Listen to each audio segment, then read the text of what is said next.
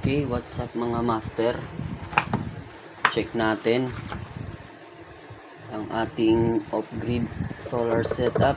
1000 inverter, 1000 watts, and charge controller, 3A ampere, and LBD relay, and circuit breaker DC, and 100 EH battery. So check natin, okay na yan. Check natin. Ayun, 2.8. Uy, walang display yung ating charge controller. Check natin mga master, walang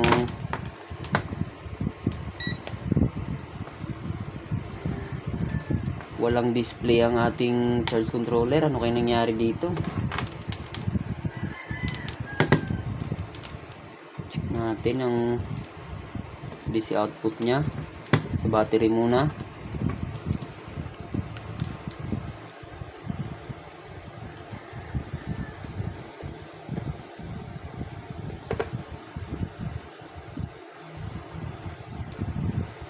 $12.9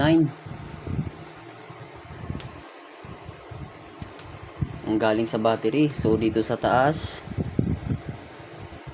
12.9, okay naman. So dito ECC, oh,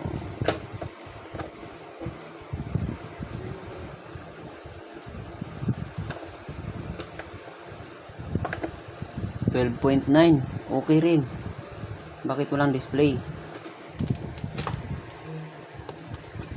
Bakit walang display?